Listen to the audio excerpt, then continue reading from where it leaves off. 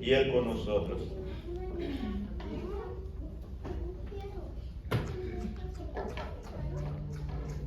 Hermanos y hermanas, Dios los bendiga esta noche. Los saludo con la paz de Dios. Qué alegría que están todos aquí esta noche. Este viernes es cuando el Señor Jesucristo fue muerto en la cruz del Calvario por todos los pecadores. Pero afortunadamente no quedó allí en la muerte, sino que el domingo es domingo de resurrección y es lo más importante, su resurrección. Esta tarde les voy a pedir que abramos todos la Biblia allá en el libro de Proverbios, capítulo 28. Gloria a Dios. Este tema de hoy se llama pecado escondido. Y el texto base lo encontramos en Proverbios 28:13. Y si lo encuentro, póngase de pie para que lo lea conmigo. Y dice así: el que encubre su pecado no prosperará, mas el que los confiesa y se aparta alcanzará misericordia. Gloria a Dios. Tomen asiento, hermanos. Como dije, el tema se llama pecado escondido. Y hermanos, quiero empezar con esta introducción y decir que, como todos sabemos, existen en la actualidad muchas enfermedades que se podría decir son incurables. Y en esta introducción quiero hacer una comparación, lo que es el pecado con una enfermedad incurable que se llama el cáncer. ¿Qué tiene que ver una cosa con la otra? Pues bien, para empezar, hermanos, cuando usted siente algo en su cuerpo que usted piensa que es cáncer, es mejor la prevención, ¿no? Y si usted va al médico, puede que lo ataquen y lo erradiquen de su cuerpo. Entonces, se detecta a tiempo y hay esa posibilidad de cura. Y yo tengo un claro ejemplo en una prima hermana mía que se llama Olivia. Ella siempre ha estado pendiente de su salud. Y en esta ocasión ella sintió una bolita en su pecho, el pecho izquierdo. Inmediatamente, cuando se dio cuenta, acudió al médico y le dijo al médico, efectivamente, dice, esa es una bolita de cáncer, dice. Desgraciadamente ya está en todo tu pecho, dice. Si quieres que no pase a tu cuerpo, necesitamos amputarte el pecho. Dice, no importa, doctor, adelante. Mi vida vale más que mi pecho. Y de esta manera le cortaron el pecho y se detuvo el cáncer. De eso ya pasaron 5 años y gracias a que se detectó a tiempo, se erradicó. Ella, como quiera, sigue acudiendo al médico para asegurarse que no tiene cáncer, ¿no? Y entonces es mejor prevenir que lamentar. En un caso muy particular, mi esposa es diabética, mi madre fue diabética, corre en la familia el diabetes. Y yo fui al médico, ¿verdad? Y me dijo, tú eres prediabético. Dice, y si continúas tu estilo de vida como hasta ahora lo has hecho, vas a adquirir la diabetes. Entonces dije yo no quiero ser diabético. Me fui a la farmacia, me compré una maquinita donde pinches el dedo, se saca sangre y ahí ves a cuánto está la sangre. Si está a menos de 100, no eres diabético ni prediabético. Si está entre 1 y 1.25, eres prediabético. Más de eso, ya eres diabético. Entonces, ¿qué hice yo? Estoy previniendo, cambié mi alimentación de tal manera que yo no voy a ser diabético, porque estoy cuidando mi salud. Y así es, hermanos, el pecado. El pecado que a veces por negligencia o por tolerancia no atendemos ciertos vicios que tenemos en nuestra vida. Dice, por eso se dice pecado escondido. ¿Escondido de quién? ¿Será que escondido de Dios? No. escondido de la gente. Si somos cristianos, escondido del pastor, escondido de los hermanos. Nadie sabe de mi pecado oculto. Entonces, cuando nos habla el Espíritu Santo y nos dice, cierto pecado estás haciendo, no está bien, y no hacemos caso, ¿qué pasa? Pasa el tiempo y ese vicio, ese pecado se va haciendo tan grande que nos aparta de la presencia de Dios. Perdemos interés en acudir al templo, no queremos leer la Biblia, porque tenemos esa culpabilidad en nuestra mente de que aquel pecado me está dañando mi salud espiritual y después mi salud física. Por eso es mejor prevenir. Si tú, hermano, hermana, estás cometiendo un pecado oculto que nadie sabe, pero tú lo sabes, es tiempo de recapacitar, pedir perdón y levantarte. Aleluya. Y lo más importante es identificar ese vicio o ese pecado oculto en tu persona, en tu vida.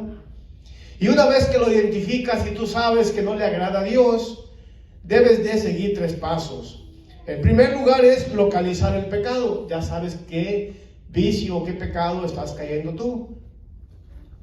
Segundo punto es confesar ese pecado, confesar de que sí, cierto, yo soy un hijo de Dios, voy a la iglesia, leo la Biblia y estoy cometiendo ese pecado oculto. Es confesarlo ante el Señor. Y abogado tenemos para con el Padre. También, una vez que tú identificas el pecado o el vicio que te aqueja, a veces uno no tiene la suficiente fuerza de dejar ese vicio, porque caes y vuelves a caer, entonces te desesperas. Es como el alcohólico, en sus propias fuerzas quiere dejar el vicio. Pero en nuestro caso tenemos un aliado, el Espíritu Santo. Él mora en nosotros. Él está allí para socorrernos, para ayudarnos en momentos de depresión, en momentos de que caemos en pecado. Así es. Entonces, después de ahí, ¿qué sigue? Apartarnos. Porque si tú eres una persona que lee la Biblia, en toda la Biblia dice, sed santo porque yo soy santo. Jesucristo, nuestro Señor, fue santo en su vida y Él anhela que nosotros vivamos en santidad. Así es. Pero no es fácil, hermanos, porque esta carne nos pide, por ejemplo, el pecado de glotonería. Después de una buena carne, un buen pollo, un pescado, nos pide postre, nos pide café, pan, todo lo que no le conviene al cuerpo. Y no es fácil decirle no al pastel, a todo lo dulce, a todo lo que no es bueno para el cuerpo. Las personas mientras son jóvenes ni se preocupan de qué van a comer, porque es como un carro nuevo, tú dale y no te dicen que no. Pero a cierta edad es menester que cambies tu estilo de vida. De igual manera, cuando recibes a Cristo, es necesario que ya cambies tu estilo de vida. Que ya no vayas a los sitios donde ibas antes. Ya no comas lo que comías antes. No hacer lo que hacías antes. Porque Dios exige santidad de sus hijos. Aleluya. Y cuando tú te apartas de ese vicio, de ese mal hábito, de ese pecado, hay una promesa en la Biblia, en 1 de Juan 1:7, que dice lo siguiente: pero si andamos en luz, como Él está en luz, tenemos comunión unos con otros, y la sangre de Cristo nos limpia de todo pecado. Aleluya. Si caes 1000 veces levántate, hermano, hermana. Aleluya. No te quedes ahí abajo, levántate y prosigue a Cristo el Señor. Hay poder en Jesús. Esa fue la introducción, la comparación del cáncer con el pecado. Ahora vamos al primer punto, hermanos. Necesitamos definir qué es un pecado escondido, qué es, en qué consiste. Pues dice el diccionario que el pecado escondido u oculto es aquella transgresión a los mandamientos de Dios, que es desconocida por los demás, pero que está afectando y lastimando nuestra vida, en nuestra vida íntegra. O sea que si no estamos íntegros en nuestro cuerpo, algo le falta al cuerpo. Entonces es aquella transgresión. Esto quiere decir que si usted va por el camino y ve un alambrado o ve una pared, usted le está diciendo a usted, no pases para allá porque es propiedad privada. Pero el transgresor, ¿qué hace? No respeta, ¿verdad? Se pasa al otro lado a robarse los mangos, a robarse la fruta, el maíz, los elotes, siendo que es propiedad privada. Y hermanos, abunda gente así. Así es. Tenemos una propiedad allá nosotros en México, no, hombre, hermano, la gente se pasa a robarse los plátanos, los mangos. Usted va y con la esperanza de encontrar un mamey, un plátano, ya no hay, se llevaron todo, hermano, la gente. Mi hermano una vez iba allá, tenemos un árbol de mamey lleno de fruta, hermanos. Y ahí va con unas canastas grandes para recoger aquel fruto. Y llegó, hermano, vacío. Le ganaron. Entonces la gente, hermano, la gente del mundo que no conoce y no respeta a Dios, no respeta los límites del pecado. Viven a sus anchas. No dan razón de su vida a nadie. Ahora bien, hermanos, continuando el punto número 1, vamos a hacer referencia a la vida del rey David. Todos sabemos que el rey David era un rey amado por Dios y amado por el pueblo, por todos sus súbditos. Pero entonces, ¿por qué el rey David nos dice en Salmo 32, versículos 3 y 4? Dice, mientras callé, se envejecieron mis huesos en mi gemir todo el día, porque de día y de noche se agravó sobre mí tu mano, se volvió mi verdor en sequedades de verano. Es una queja que está haciendo el rey David, de cómo él se sentía a causa del pecado en su vida. Y bien sabemos los que leemos la Biblia que David cometió varios pecados, aunque era amado por Dios. Era un hombre de carne y hueso como nosotros, sentía debilidad por la carne, por las cosas que ofenden a Dios. Y vamos a ver 3 casos o 3 pecados que él cometió que ofendieron grandemente a Dios. El primer caso lo encontramos allá en 1 Crónicas capítulo 21, versículo 1, donde dice, pero Satanás, que Jehová lo reprenda, se levantó contra Israel e incitó a David a que hiciese censo en Israel. Aleluya. Y hermanos, su general Joab le dijo, pero ¿por qué vas a hacer este censo? Dice, no le agrada a Dios, porque hermanos, en el tiempo de los jueces se supone que el pueblo tenía un rey y era Dios. Se supone que el rey no debía poner su fuerza, su esperanza en las tropas, en los soldados, sino en Dios. Por eso este censo era un censo pecaminoso. Aleluya. Y dice ahí que el rey David no hizo caso a su general Joab y llevó a cabo ese censo que le llevó casi un año. 10 meses tardó en levantar el censo. Él quería saber cuántos soldados había para una guerra. Pero hermanos, ante este pecado que cometió hubo grandes consecuencias, no solamente para él y su familia, sino para todo el pueblo de Israel. De esta manera sabemos que un líder, un presidente, un rey, un pastor o una persona que está a cargo de algo debe de tener cuidado en todas sus decisiones, porque hay consecuencias no solamente para él, sino para toda la congregación. Aleluya.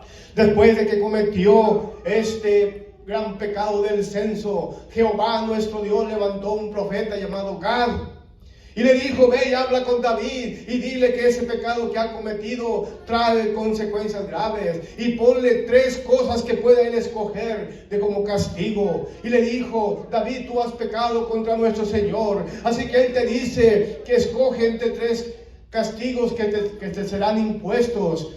Primero, habrá 3 años de hambre. El segundo, 3 meses de ser derrotado por tus enemigos. O el tercero, 3 días la espada de Jehová. Esto es que habrá peste en la tierra. ¿Y sabe qué respondió el rey David? Tienes mucha razón, yo he pecado contra Jehová, me arrepiento, perdóname, Señor. Y en cuanto a la pregunta que me haces, no quiero yo hacer ninguna elección, mejor prefiero que Dios tome la decisión, porque Él es misericordioso.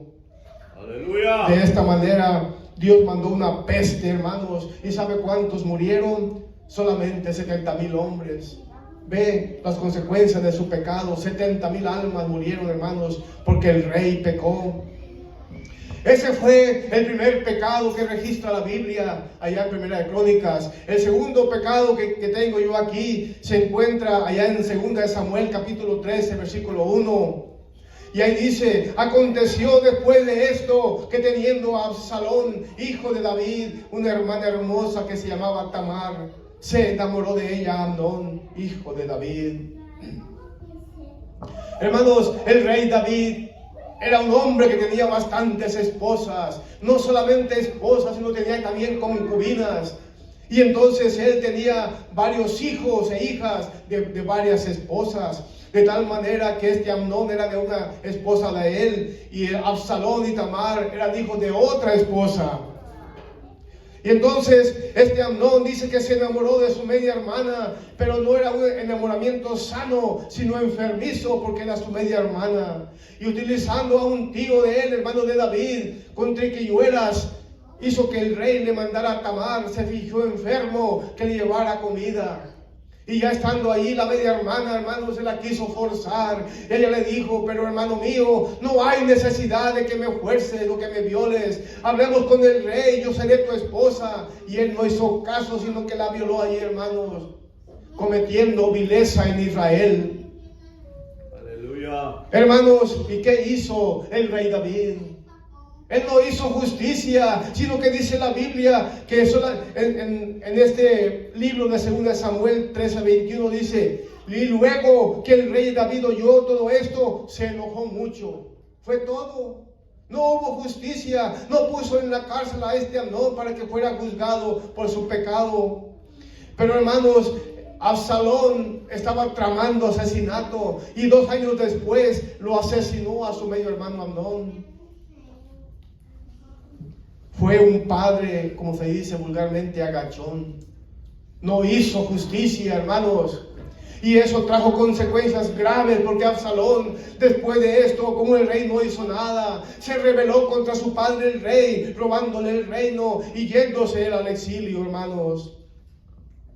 Hay otro caso también, hermanos, que todos lo sabemos y muy conocido, que se encuentra allá en 2 Samuel capítulo 11, donde el rey, estando en su palacio, miró hacia abajo y miró a una hermosa mujer que se estaba bañando, llamada Betsabé. Y este hombre, este rey, cometió adulterio con Betsabé, y no solamente adulterio, sino que mandó asesinar a su marido Urías.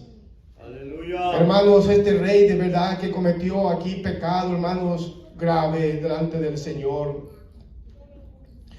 Y hermanos, el Señor le manda al profeta Natán y le reclama por aquel pecado, y le cuenta una historia, y le dice que había un hombre rico que tenía muchas ovejas, tenía mucho ganado y comía de lo mejor del ganado, pero había un hombre pobre que tenía solamente una ovejita y la cuidaba como su más grande tesoro. Y dice: ¿y sabes qué pasó? Aquel hombre rico y acaudalado, dice, fue y le quitó la ovejita a aquel hombre pobre para comérsela, dice.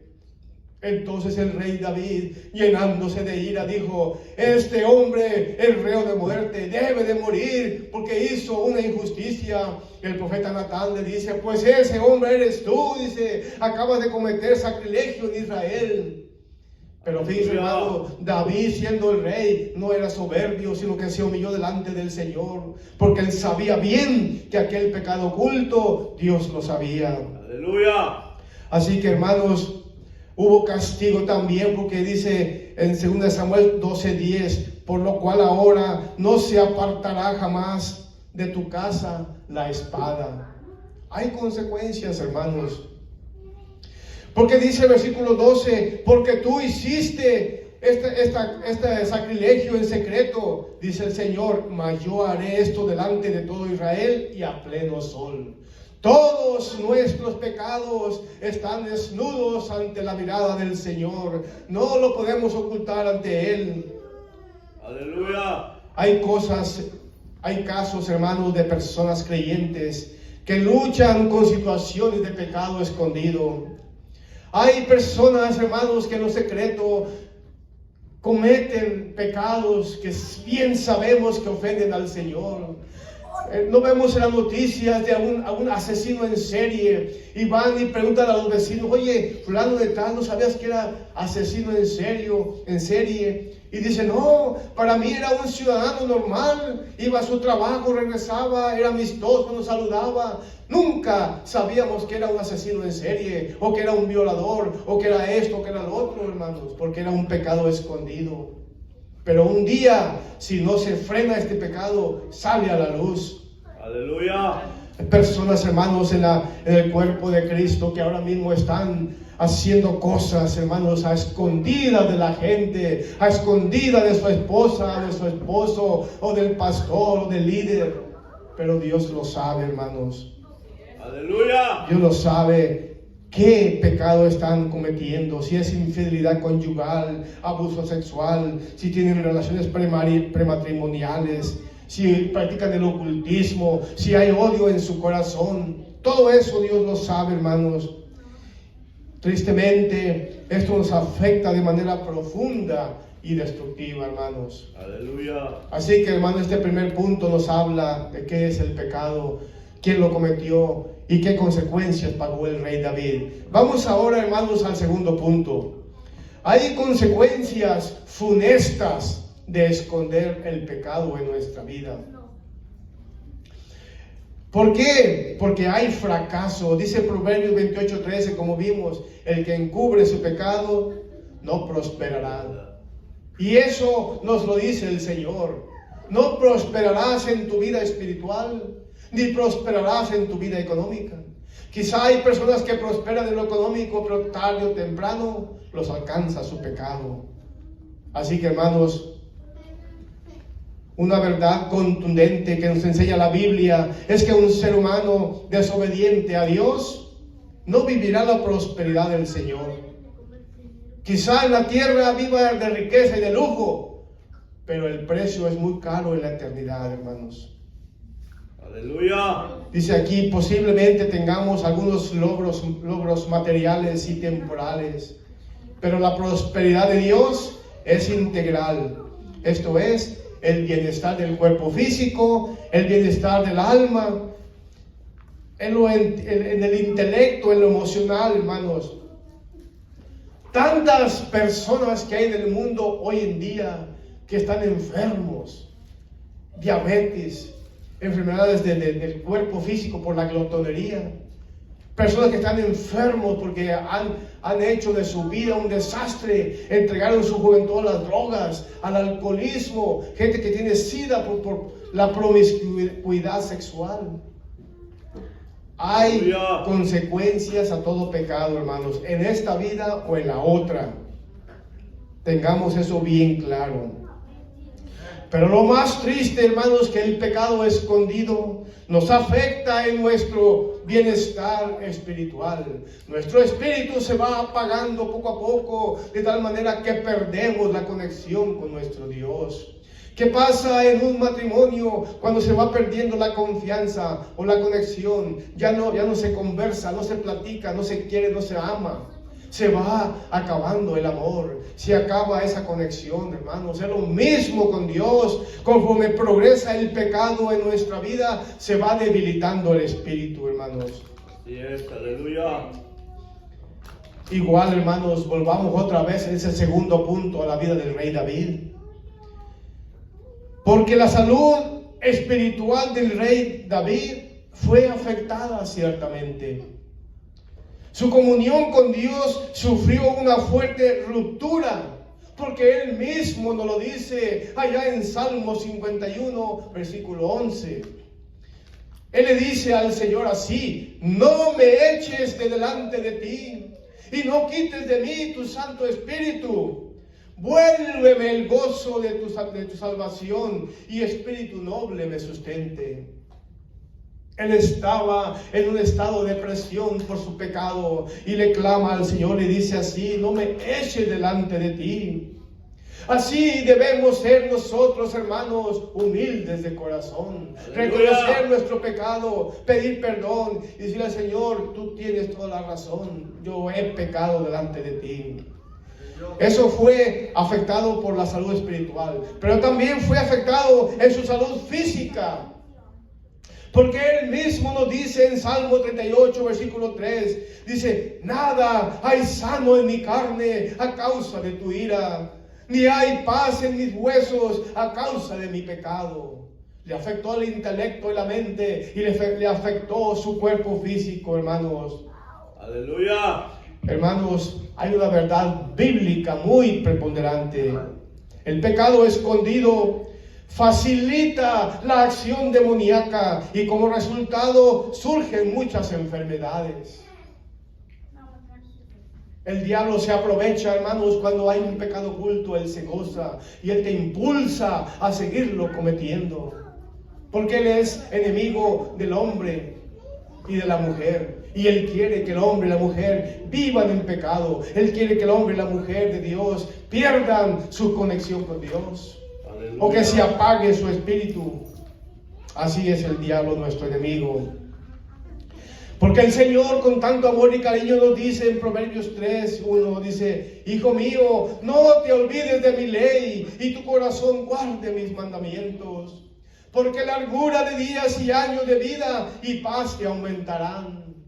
El Señor nos ama como un hijo tierno y le da este consejo. Así le dice el Señor: no te olvides de mi ley.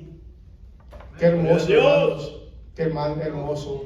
También, hermanos, se debilitó la salud del rey espiritual, la salud física, pero también lo más importante es que se debilita la salud emocional. La salud del rey David fue afectada, hermano, porque él no lo dice en Salmo 38:4, dice: porque mis iniquidades se han agravado sobre mi cabeza, como carga pesada se han agravado sobre mí. Sus pecados, hermanos, le afectaban sus emociones. No tomaba las decisiones correctas porque él sabía que estaba lejos de los mandamientos de Dios. Aleluya. En esta condición la salud se deteriora, la relación con Dios es afectada gravemente, las emociones sufren y la persona experimenta las tristes consecuencias del pecado. Por ejemplo, la persona que está en pecado y que no está bien con Dios está lleno de temores y de miedos. La gente le tiene miedo al diablo, a los fantasmas, a los aparecidos, porque no es un guerrero, una guerrera de Dios que va por el mundo en el nombre de Jesús. Me cubro con la sangre de Cristo. El diablo no tiene poder sobre mí, porque mi vida está escondida en Dios, en Cristo el Señor. No va con esa convicción firme de que el Señor lo defiende.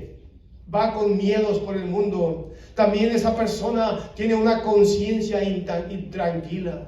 Aquella persona que está casada y está teniendo una novia por fuera, un novio ahora en día es igual, hermanos.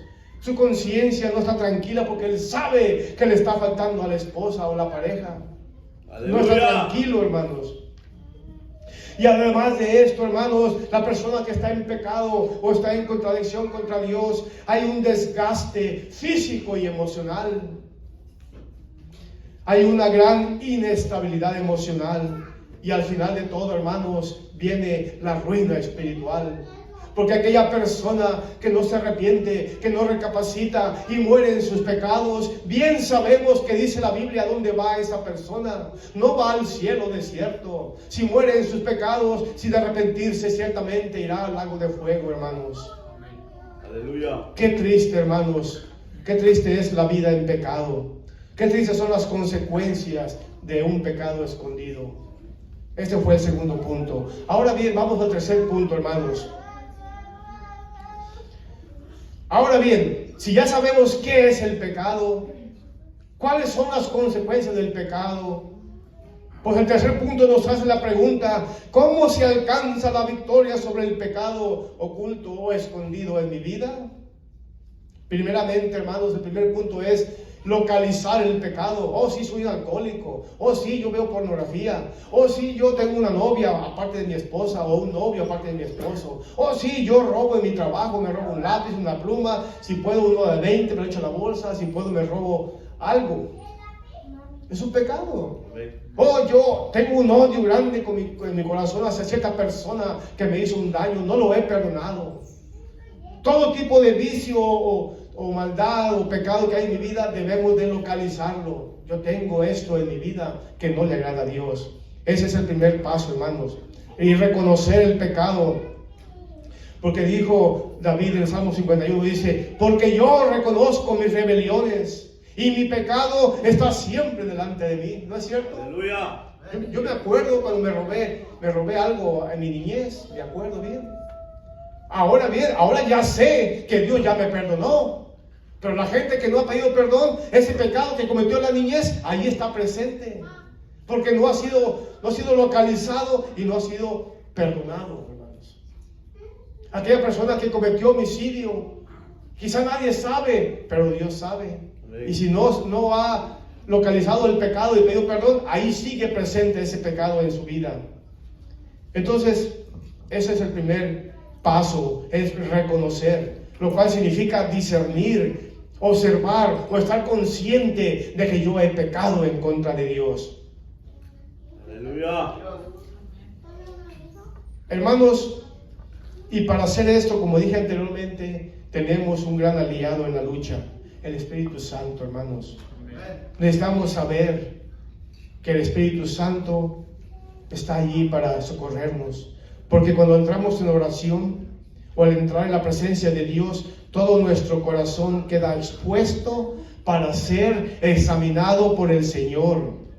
Por eso debemos orar con un corazón sincero, así como hacemos cuando tenemos la Santa Cena, que doblamos rodilla y nos concentramos en nuestros pecados y pedimos perdón para tomar la Santa Cena con un corazón sincero, contrito y humillado y limpio de todo pecado.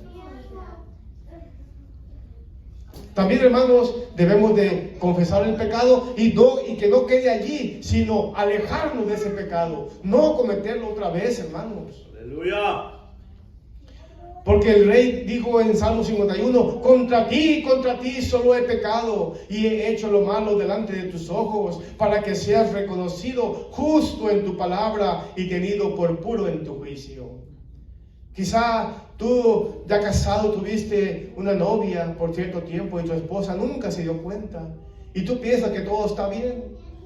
Nadie se dio cuenta, mi esposa no supo, nadie supo. Pero Dios sí supo. Amén. O quizá hace tiempo, la mujer casada tuvo un novio. Estuvo enamorada de otra persona siendo casado. Hay que reconocer el pecado, hay que confesarlo ante el Señor. Porque dice ahí, David, contra ti solo he pecado.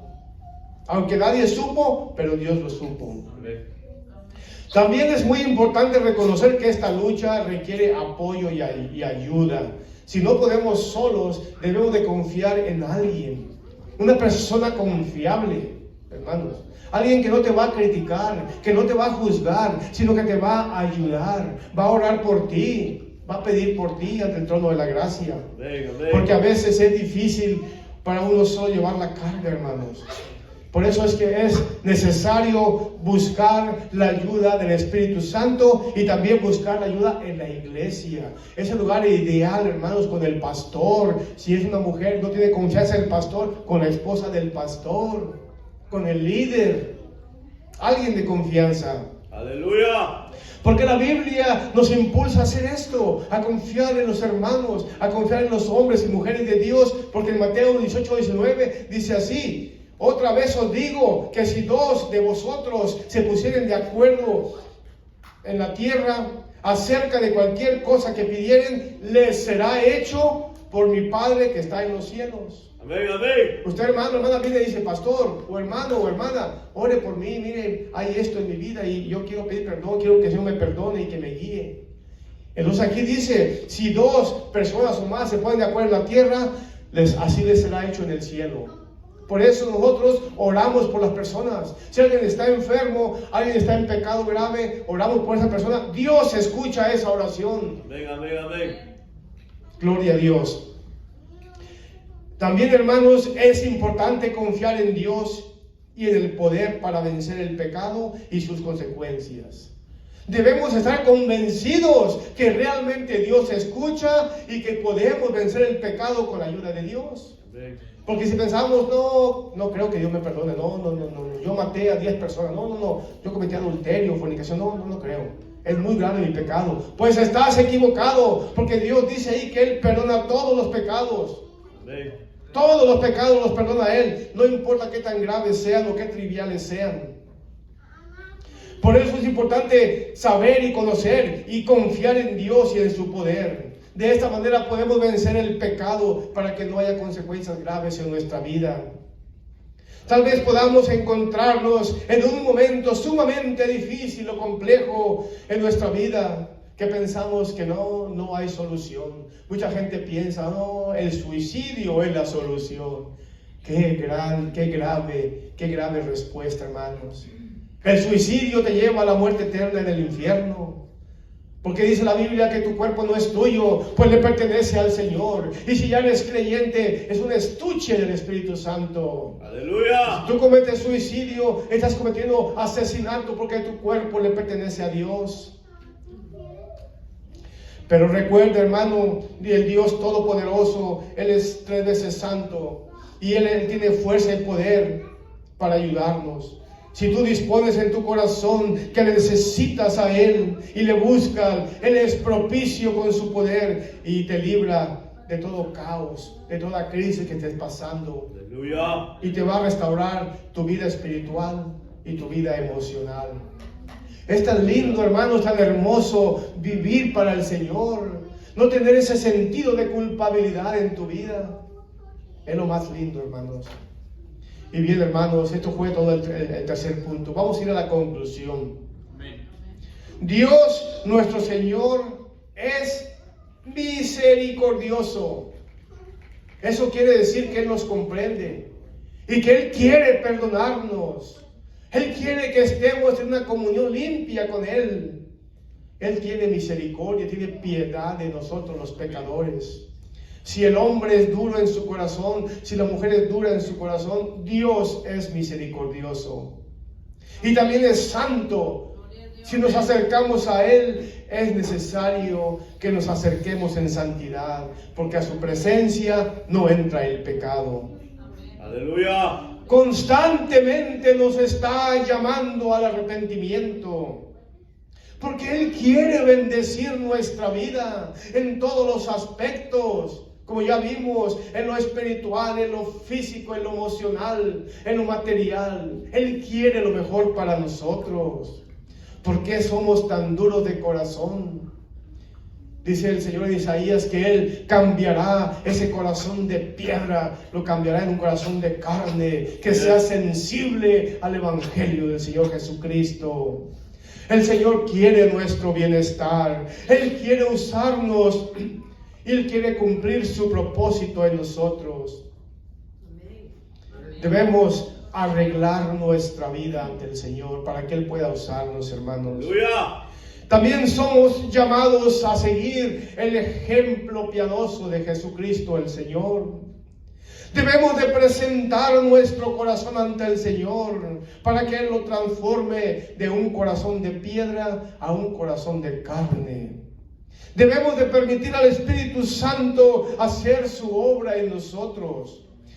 Jesucristo nos ama y Él nos conoce perfectamente, hermanos. Aleluya. Punto por punto de nuestra vida, Él lo sabe. Así es. Y siempre hará todo lo posible por ayudarnos. Amén. Él está allí con los brazos así, mire, hermanos, abiertos en toda su extensión, porque Él quiere que todos procedan al arrepentimiento. Él no quiere que nadie se pierda, hermanos. Qué tan bueno es el Señor. Aleluya. Gloria a Dios, hermanos. Así, hermanos, dejo en tu corazón esta reflexión. Si en tu vida hay un pecado escondido, es hora de sacarlo a la luz. No ante el pastor, no ante el hermano, la hermana o el líder, ante el Señor. Así es. Jesucristo vive. Él está vivo, Él es nuestro abogado defensor. Allí está ante la presencia de Dios Padre intercediendo por ti, por tu pecado escondido. No lo dejes allí escondido, sácalo a la luz, que el Señor quiere perdonarte y quiere bendecirte. Aleluya. Hasta aquí le dejamos, hermanos. Dios los bendiga y gracias por escucharme. Amén. Dejo este lugar para nuestro pastor. Gloria a Dios.